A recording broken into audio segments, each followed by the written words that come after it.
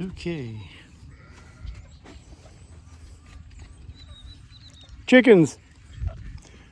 Bunch of chickens. If I've said this before, it's just I think it needs to be said again. For the Christian or the soon-to-be Christian or somebody who's interested, you've got to read the Bible one time. Actually, you have to read it many, but you should at least read it one time, cover to cover. Struggle through Numbers and Chronicles and all this. The Old Testament and all that. And then the New Testament. You got to read the book one time. If you're going to debate people about Christianity, hey, get over here. Come on.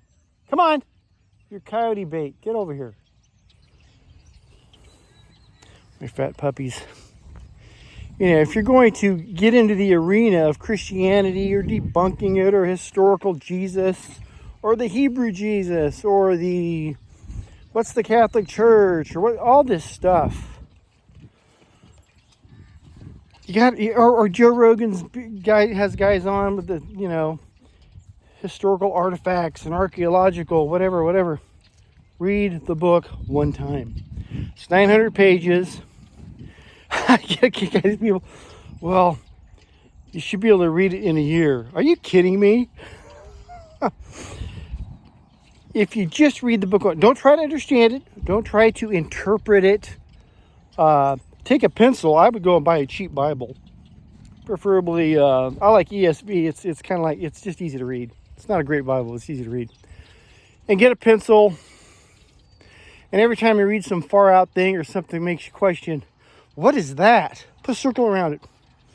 Underline it. Put a question mark there. Move forward. Keep going. Turn pages. Don't try to interpret it. Don't try to figure out and answer all the questions. It's not the position you're in. Just keep reading. Keep reading. Page after page. Get through it. Have an open mind. Understand, or, get the middle picture of what you're doing. But read the book at least once. The importance of this is you're going to get questions, many questions. That plants a seed. Another thing you're going to do is you're going to see things that, man, I didn't know that was in there. What is that? Whoa, hey, wait a minute. What is that? Well, I won't get it. It's going to reveal things that I didn't know they did that, or I didn't,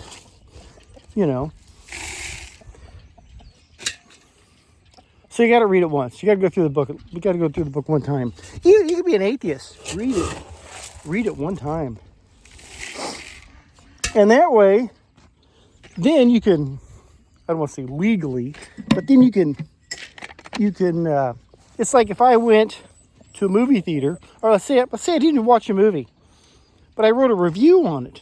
Did you watch the movie? No, but I pretty much know from what I've been.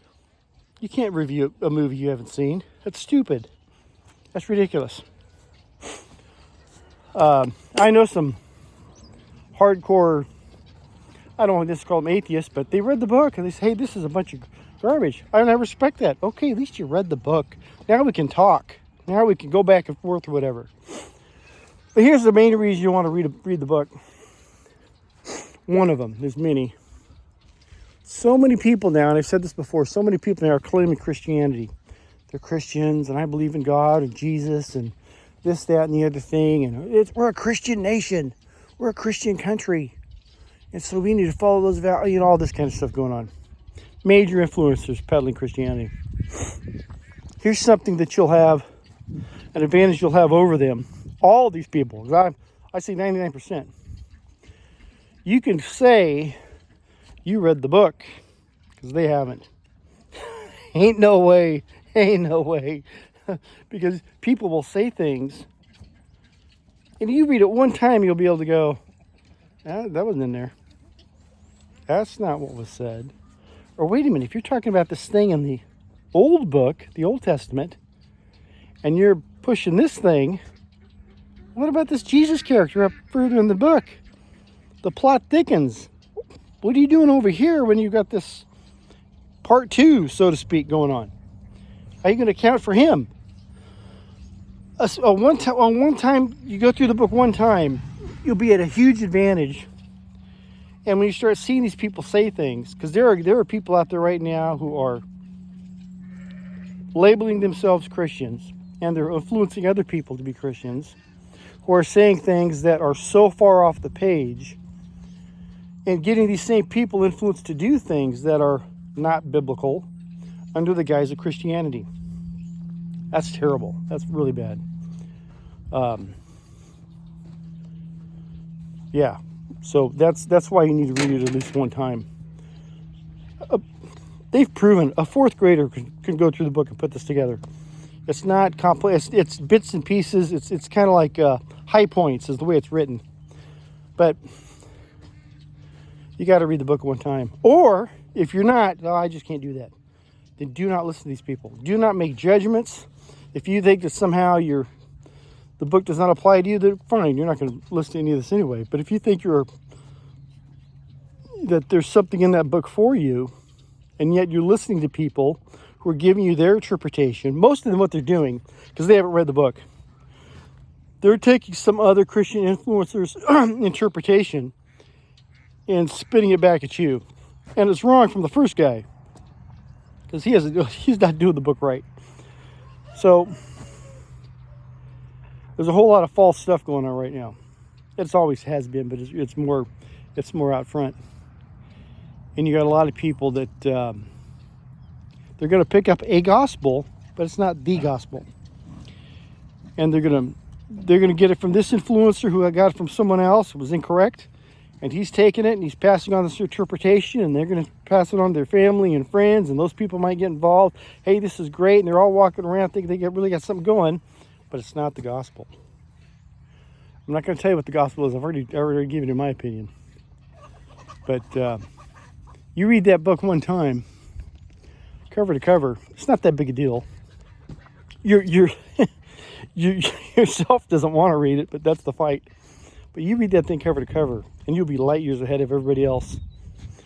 Especially these influencers, big names talking about the faith, and because what they're going to do is they're going to peddle a new Christianity and dial it in with the government, I believe. It's going to be this new movement.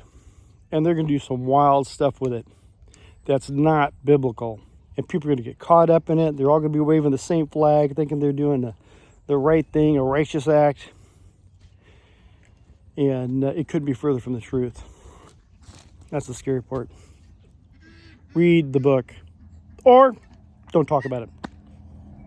Or just ignore its existence if that's the case. If but like I said, right now there's people out there peddling a false narrative, a false gospel that concerns this thing, and people are going to pick it up and run with it, and it's going to run them into a ditch.